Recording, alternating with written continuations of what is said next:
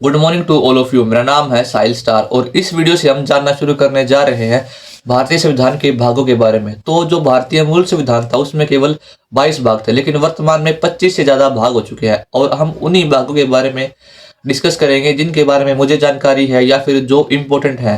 तो जो पहला भाग है उसका नाम है संघ एवं उसका राज्य क्षेत्र और इसमें कुल 4 अनुच्छेद है। अनुच्छेद 1, अनुच्छेद 2, अनुच्छेद 3, अनुच्छेद 4, यानी कि आर्टिकल 1 से लेकर आर्टिकल 4 तक इनका इस पहले भाग में मेंशन किया गया है। तो आर्टिकल 1 में लिखा गया है कि जो भारत है वो राज्यों का एक संघ है और अनुसूची 1 में लिखा गया है कि 28 राज्य और 8 यूनियन टेरिटरीज और अर्जित जो क्षेत्र है वो अनुसूची 1 में मेंशन है। उसके बाद आता है भाग 2 यानी कि अनुच्छेद 2। अनुच्छेद 2 में लिखा गया है कि जो नए राज्यों की स्थापना करेगा भारत भारतीय संघ के बाहर से, यानी कि नए राज्यों को मिलाना भारतीय क्षेत्र में, ये अनुच्छेद 2 में लिखा गया है। और अनुच्छेद 2 के तहत ही हमने 35वां संविधान संशोधन करके 1974 में सिक्किम को सह राज्य का दर्जा दिया था, यानी कि आर्टिकल 2 ए जोड़कर, यानी कि अनुच्छेद 2 ए जोड़कर हमने सिक्किम को कोऑपरेटिव स्टेट बनाया था। उससे अगले साल यानी कि 36वां संविधान संशोधन करके 1975 में हमने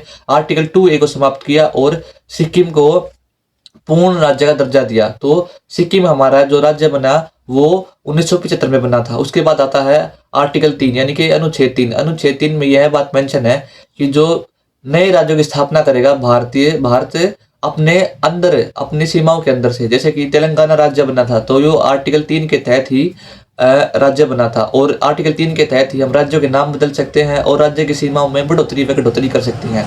तो इसका आर्टिकल 4 और कुछ इंपॉर्टेंट बातें हम अगली वीडियो में बात करेंगे। तो मैं मिलता हूँ नेक्स्ट वीडियो में।